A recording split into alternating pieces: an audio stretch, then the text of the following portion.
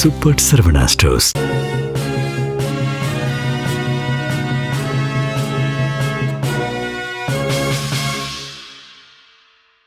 வணக்கம். ஜெம் செய்திகளுக்காக நான் உங்கள் குணா. இந்திய நேரப்படி காலை 8:30 மணி செய்திகள். முதலில் ஜெம் தலைப்பு செய்திகளை காணலாம். எரிவாயு தட்டுப்பாடு தொடர்பாக தமிழ்நாடு அரசின் அதிகாரங்களுக்குட்பட்ட நடவடிக்கைகளை எடுத்துவிட்டோம். முதலமைச்சர் மு.க.ஸ்டாலின் அறிவிப்பு. டெல்லியில் உள்ள சிபிஐ அலுவலகத்தில் இன்று 3வது முறையாக ஆஜராகிறார் விஜய். கரூர் கூட்ட நெரிசல் வழக்கு தொடர்பாக தவேக தலைவர் விஜயிடம் சிபிஐ அதிகாரிகள் விசாரணை. ஹார்முஸ் ஜலசந்தியில் இருந்து மார்ச் 16, 17 தேதிகளில் 2 எரிவாயு கப்பல்கள் இந்தியா வந்தடையும். துறைமுகங்கள் மற்றும் கப்பல் போக்குவரத்து அமைச்சக சிறப்பு செயலாளர் ராஜேஷ்குமார் அறிவிப்பு. ஹார்முஸ் ஜலசந்தி வழியாக செல்லும் எண்ணெய் கப்பலுக்கு பாதுகாப்பு வழங்க அமெரிக்காவுடன் இணைந்து போர்க்கப்பல்களை அனுப்ப வேண்டும். உலக நாடுகளுக்கு அமெரிக்க அதிபர் டொனால்ட் ட்ரம்ப் வலியுறுத்தல். இனி விரிவான செய்திகளை காணலாம். தமிழக அரசு சார்பில் எரிவாயு தட்டுப்பாடு காரணமாக பல்வேறு நடவடிக்கைகள் எடுக்கப்பட்டுள்ளதாக முதலமைச்சர் மு.க.ஸ்டாலின் தெரிவித்துள்ளார். சென்னை தலைமைச் செயலகத்தில் முதலமைச்சர் மு.க.ஸ்டாலின் தலைமையில் எரிவாயு தட்டுப்பாடு குறித்து ஆய்வுக் கூட்டம் நடைபெற்றது. கூட்டத்தில் முதலமைச்சர் மு.க.ஸ்டாலின் அரசு சார்பில் சில உத்தரவுகளை பிறப்பித்துள்ளார். இதில் உணவு உற்பத்தி தொழில் கூடங்கள் எரிவாயுவிற்கு பதிலாக மின் அடுப்புகளை பயன்படுத்தும் போது ஏற்படும் கூடுதல் மின்சார நுகர்விற்கு யூனிட் ஒன்றிற்கு ₹2 மானியம் வழங்கப்படும். தொடர்ந்து MSME நிறுவனங்கள் மின் அடுப்புகள், மின் சூடேற்றிகள் கொள்முதல் செய்வதற்கு மானியத்துடன் கூடிய கடன் வழங்கப்படும்.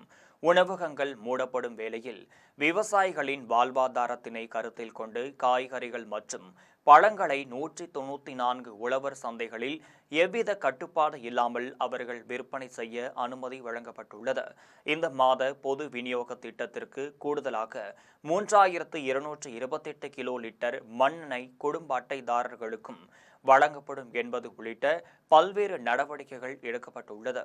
கரூர் கூட்ட நெரிசல் வழக்கு தொடர்பாக தமிழக வெற்றி கழகத்தின் தலைவர் விஜய் 3வது முறையாக இன்று டெல்லியில் உள்ள சிபிஐ அலுவலகத்தில் ஆஜராக உள்ளார். கரூர் வேலுசாமிபுரத்தில் கடந்த ஆண்டு செப்டம்பர் 27ஆம் தேதி தமிழக வெற்றி கழகத்தின் தலைவர் விஜய் பங்கேற்ற பிரச்சார பொதுக்கூட்டத்தில் கூட்ட நெரிசல் ஏற்பட்டு 41 பேர் உயிரிழந்துள்ளனர். இந்த நிலையில் இந்த வழக்கு தொடர்பாக தவேக தலைவர் விஜய்க்கு சிபிஐ 2 முறை சம்மன் அனுப்பிய நிலையில் டெல்லியில் உள்ள சிபிஐ அலுவலகத்தில் விஜய் ஆஜராகினார். தொடர்ந்து சிபிஐ மீண்டும் தவேக தலைவர் விஜய்க்கு கடந்த 10ஆம் தேதி டெல்லியில் உள்ள சிபிஐ தலைமை அலுவலகத்தில் விசாரணைக்கு ஆஜராகுமாறு சம்மன் அனுப்பப்பட்டிருந்தது.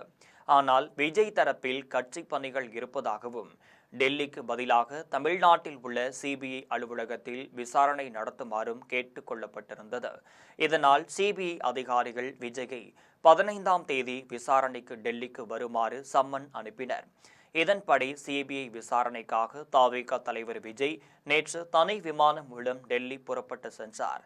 மேலும் தவேக தலைவர் விஜய் இன்று காலை 11 மணியளவில் டெல்லியில் உள்ள சிபிஐ அலுவலகத்தில் 3வது முறையாக ஆஜராக உள்ளார். ஹார்முஸ் ஜலசந்தியில் இருந்து மார்ச் 16, 17 தேதிகளில் 2 எரிவாயு கப்பல்கள் இந்தியா வந்தடையும் என துறைமுகங்கள் மற்றும் கப்பல் போக்குவரத்து அமைச்சக சிறப்பு செயலாளர் ராஜேஷ்குமார் தெரிவித்துள்ளார். ஈரான் இஸ்ரேல் போர் காரணமாக ஹார்முஸ் ஜலசந்தி மூடப்பட்டது. இதனால் கடுமையாக கச்சா எண்ணெய் மற்றும் எரிவாயு ஏற்றுமதி பாதிக்கப்பட்டுள்ளது. இதையடுத்து இந்தியாவில் இதன் தாக்கம் அதிகரித்து வரும் சூழலில் ஹார்முஸ் ஜலசந்தியை 2 இந்திய எரிவாயு கப்பல்கள் பாதுகாப்பாக கடந்து வந்துள்ளதாக மத்திய அரசு தெரிவித்துள்ளது. இது தொடர்பாக துறைமுகங்கள் மற்றும் கப்பல் போக்குவரத்து அமைச்சக சிறப்பு செயலாளர் ராஜேஷ்குமார் செய்தியாளர்களிடம் பேசியபோது சிவாலிக் கப்பல் மார்ச் 16ஆம் தேதியும் நந்தா தேவி கப்பல் மார்ச் 17ஆம் தேதியும் இந்திய கரையை கடக்கும் என்று தெரிவித்தார். இந்த 2 கப்பலும் மொத்தம் 92,700 மெட்ரிக் டன் எல்பிஜி எரிவாயு ஏற்றி வருகின்றனர் என்று கூறினார். தொடர்ந்து எரிவாயு தட்டுப்பாடு சூழலில் இந்த 2 எரிவாயு கப்பலின் வருகை இந்திய மக்களுக்கு நிவாரணமாக அமையும் என்று கூறப்படுகிறது. இதையடுத்து பாரசீக வளைகுடா பகுதியில் தற்போது 22 இந்திய கப்பல்களில் உள்ள 611 இந்திய மாலுமிகள் அனைவரும் பாதுகாப்பாக இருப்பதை மத்திய அரசு உறுதிப்படுத்தியுள்ளது. ஹார்முஸ் ஜலசந்தி வழியாக செல்லும் எண்ணெய் கப்பலுக்கு பாதுகாப்பு வழங்க அமெரிக்காவுடன் இணைந்து போர்க்கப்பல்களை அனுப்ப வேண்டும் என உலக நாடுகளுக்கு அமெரிக்க அதிபர் டொனால்ட் ட்ரம்ப் வலியுறுத்தியுள்ளார். அமெரிக்கா மற்றும் இஸ்ரேல் ஆகியவை இணைந்து கூட்டு தாக்குதல் நடத்தியதால் ஈரான் ஹார்முஸ் ஜலசந்தியை மூடுவதாக அறிவித்தது. இதனால் உலகம் முழுவதும் கச்சா எண்ணெய் எரிபொருள் தட்டுப்பாடு அபாயம் ஏற்பட்டுள்ளது. இதனைத் தொடர்ந்து எண்ணெய் கப்பல் ஹார்முஸ் ஜலசந்தியை கடந்து செல்ல பாதுகாப்பு கப்பல்கள் பயன்படுத்தப்படும் என்று அமெரிக்க அதிபர் டொனால்ட் ட்ரம்ப் தெரிவித்தார்.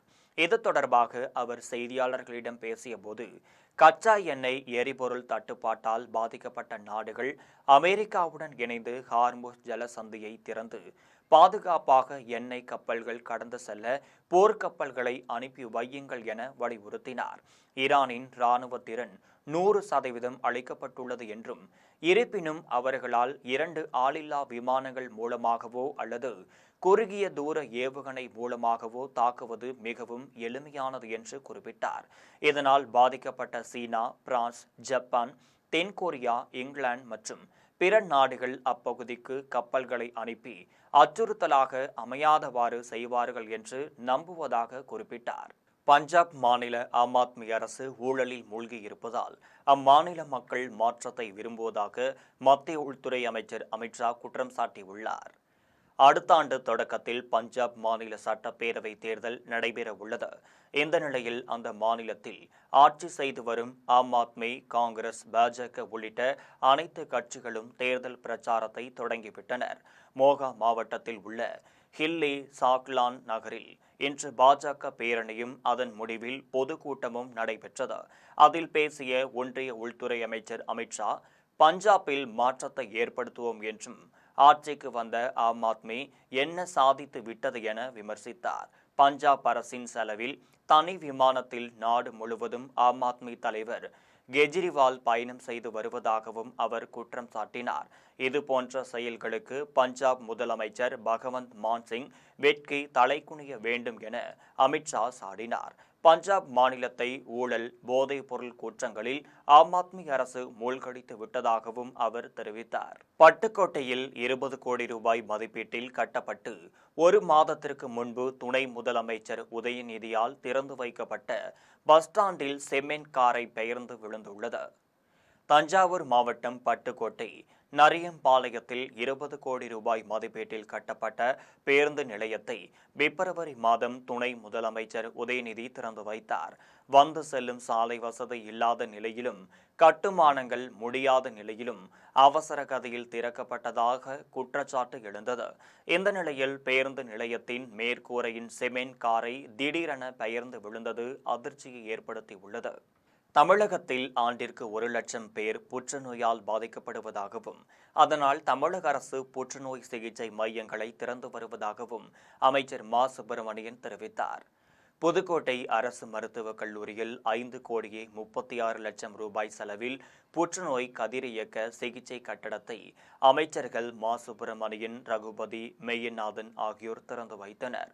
அதன் பிறகு செய்தியாளர்களிடம் பேசிய மா. சுப்பிரமணியன், தமிழகத்தில் ஆண்டிற்கு 1 லட்சம் பேர் புற்றுநோயால் பாதிக்கப்படுவதாகவும், அதனால்தான் புற்றுநோய் சிகிச்சை மையங்கள் திறக்கப்பட்டு வருவதாகவும் கூறினார். மத்திய அரசின் தவறான கொள்கையால் 50,000 உணவகங்களுக்கு சிக்கல் ஏற்பட்டுள்ளதாக அமைச்சர் சிவசங்கர் குற்றம் சாட்டியுள்ளார். அரியலூரில் 5 புதிய வழித்தடங்களில் பேருந்துகளை போக்குவரத்து துறை அமைச்சர் சிவசங்கர் கொடியசைத்து தொடங்கி வைத்தார். அதன்பின் செய்தியாளர்களிடம் பேசிய அவர், மத்திய அரசின் தவறான வெளியுறவு கொள்கையால்தான் எரிவாயு தட்டுப்பாடு ஏற்பட்டுள்ளதாகவும், இதனால் தமிழ்நாட்டில் 50,000 உணவகங்கள் பாதிக்கப்பட்டுள்ளதாகவும் கூறினார். எரிபொருள் தட்டுப்பாட்டால் கூடுதல் மின்சாரம் எவ்வளவு தேவைப்படும் என்பதை முன்கூட்டியே கணக்கிட்டு கொள்முதல் செய்வதற்கான நடவடிக்கைகள் எடுக்கப்படும் என தெரிவித்தார். புதுக்கோட்டை மாவட்டம் ஆலங்குடியில் நியாய விலை கடையை பிற்படுத்தப்பட்டோர் நலத்துறை அமைச்சர் மெய்யநாதன் திறந்து வைத்தார். ஆலங்குடியில் நியாய விலை கடை திறப்பு விழாவிற்கு வருகை தந்த அமைச்சரை அப்பகுதி மக்கள் ஆரத்தி தட்டுகளை அடுக்கி வைத்து வரவேற்றனர்.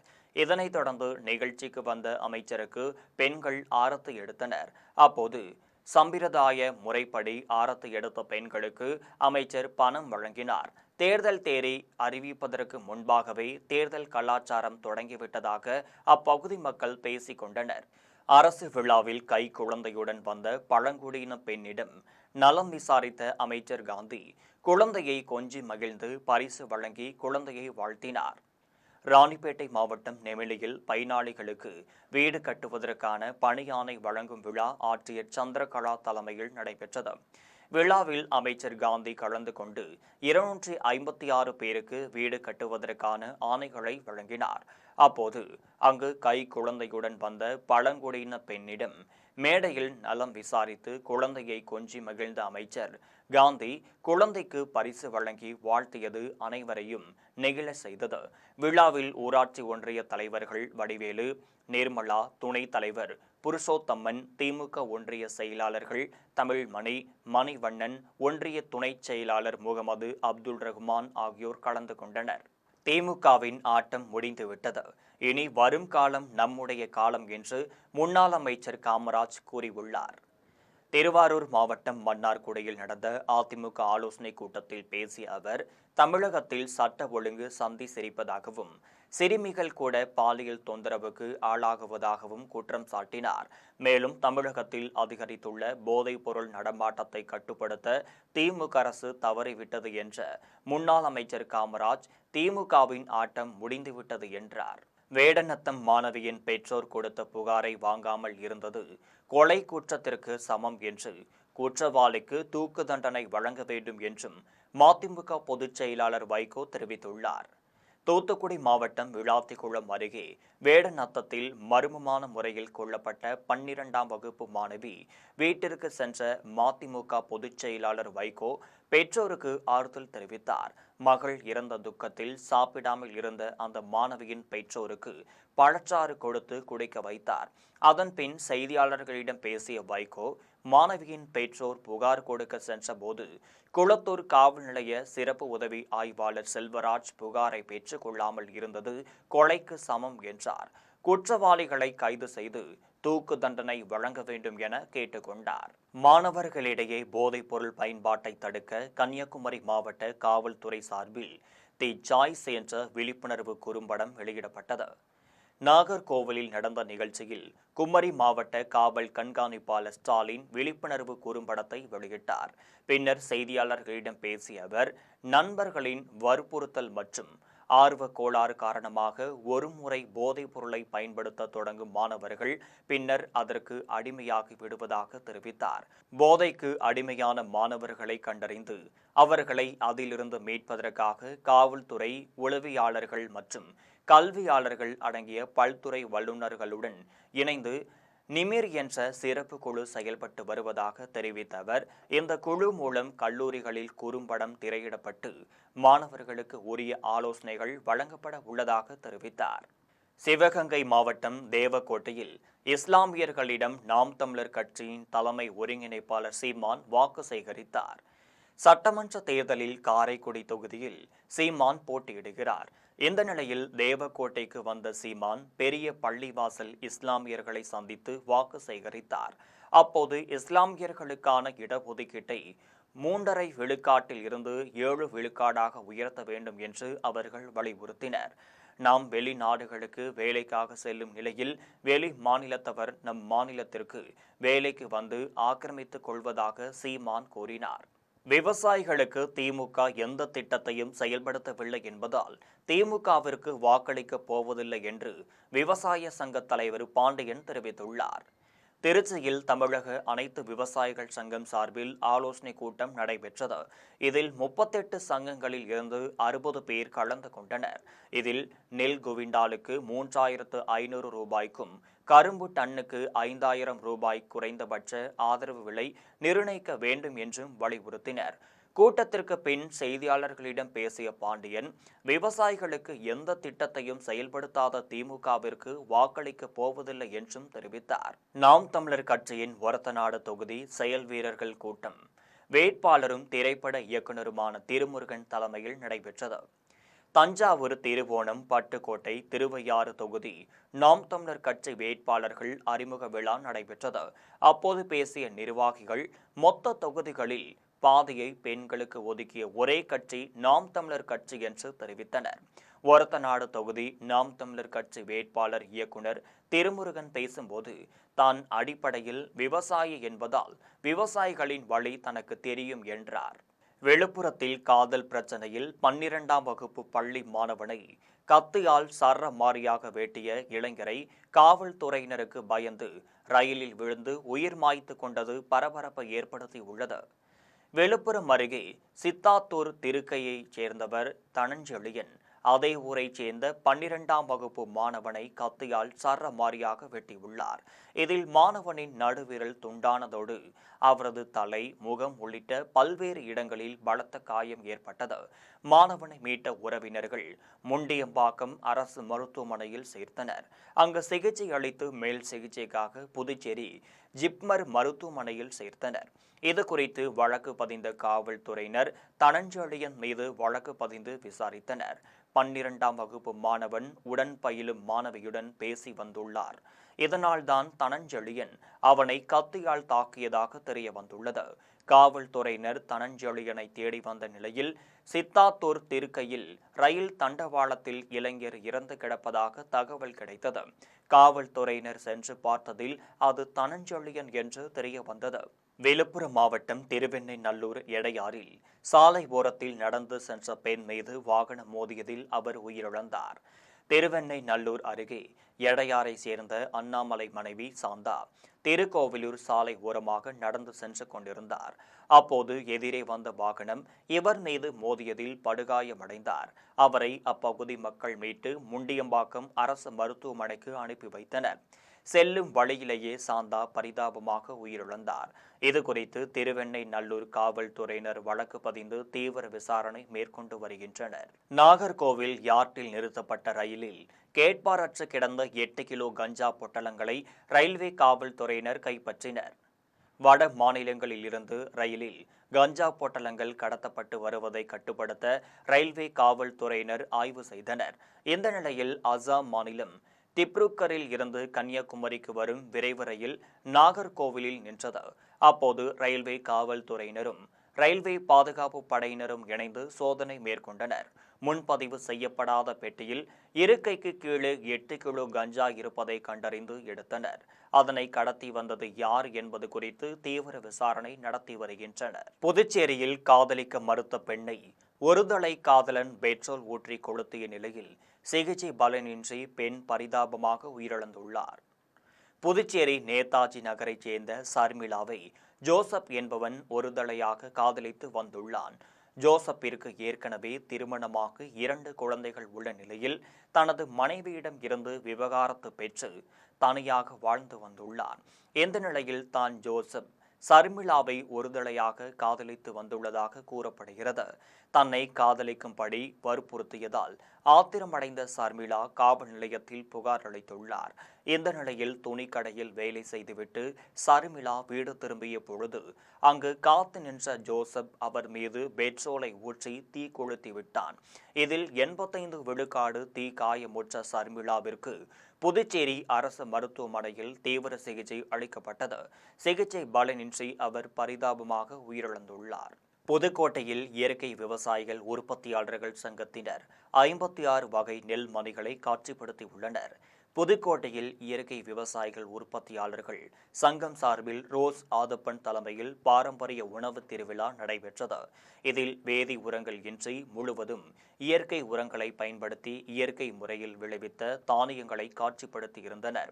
கேழ்வரகு, திணை, சோளம், கம்பு, பயறு வகைகள், தங்கச்சம்பா, கொட்டாரஞ்சம்பா, நீலஞ்சம்பா, கருங்குருவை, கருடன் சம்பா, மாப்பிள்ளை சம்பா, சிவன் சம்பா, தூய மல்லி, குடைவாலை, கொத்தமல்லி சம்பா உள்ளிட்ட 56 வகை நெல் மணிகள், குதிரைவாலி ஆகியவற்றை காட்சிப்படுத்தியிருந்தனர்.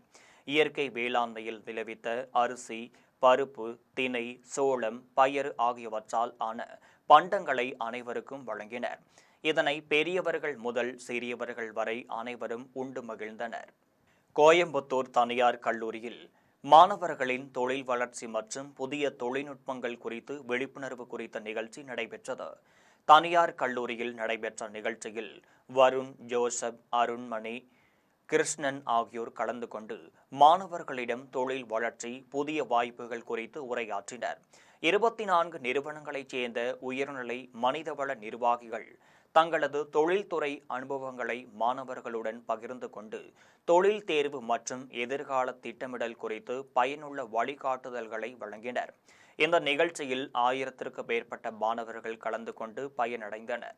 திருக்கோவிலூர் தொகுதியில் தீய சக்தி திமுகவை வீழ்த்த ஆளுமை மிக்க ஒருவரை நியமித்து தாமரை சின்னத்தில் போட்டியிட்டு வெற்றி பெறுவோம் என்று பாஜக மாவட்ட தலைவர் வேலு தெரிவித்துள்ளார்.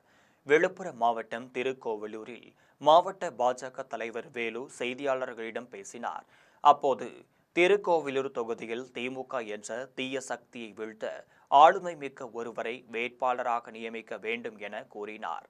காஞ்சிபுரம் மாவட்டம் ஸ்ரீபெரும்புதூர் அருகே பைக் மீது பென்ஸ் கார் மோதிய விபத்தில் காயமடைந்த இளைஞர் உயிருக்கு ஆபத்தான நிலையில் மருத்துவமனையில் சிகிச்சை பெற்று வருகிறார்.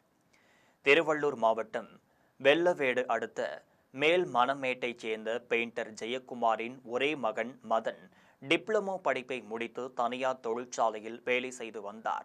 இவர் இருசக்கர வாகனத்தில் வேலைக்கு சென்று கொண்டிருந்த போது பின்னால் வந்த பென்ஸ் கார் மோதியதில் தலையில் பலத்த காயம் ஏற்பட்டது. அருகில் இருந்தவர்கள் மதனை மீட்டு தண்டலத்தில் உள்ள சவிதா மருத்துவக் கல்லூரி மருத்துவமனையில் சேர்த்தனர். தற்போது அவர் ஐசியூவில் தீவிர சிகிச்சை பெற்று வருகிறார். இதற்கிடையில் விபத்தை ஏற்படுத்தியது சவிதா கல்லூரி மாணவர் என கூறப்படுகிறது.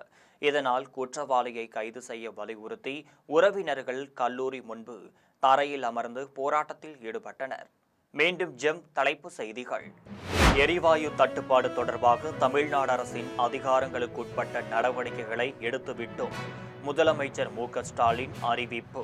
டெல்லியில் உள்ள சிபிஐ அலுவலகத்தில் இன்று 3வது முறையாக ஆஜராகிறார் விஜய். கரூர் கூட்ட நெரிசல் வழக்கு தொடர்பாக தாவேகா தலைவர் விஜயிடம் சிபிஐ அதிகாரிகள் விசாரணை. ஹார்முஸ் ஜலசந்தியில் இருந்து மார்ச் 16, 17 தேதிகளில் 2 எரிவாயு கப்பல்கள் இந்தியா வந்தடையும். துறைமுகங்கள் மற்றும் கப்பல் போக்குவரத்து அமைச்சக சிறப்பு செயலாளர் ராஜேஷ்குமார் அறிவிப்பு. ஹார்முஸ் ஜலசந்தி வழியாக செல்லும் எண்ணெய் கப்பலுக்கு பாதுகாப்பு வழங்க அமெரிக்காவுடன் இணைந்து போர்க்கப்பல்களை அனுப்ப வேண்டும்.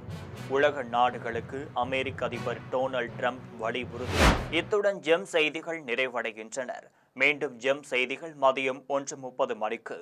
உடனுக்குடன் செய்திகளை காண gemlive.tv என்ற இணையதளத்தில் இணைந்திருங்கள். நன்றி, வணக்கம்.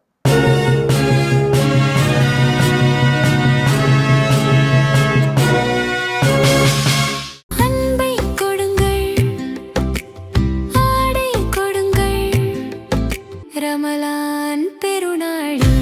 Super Saravana stores.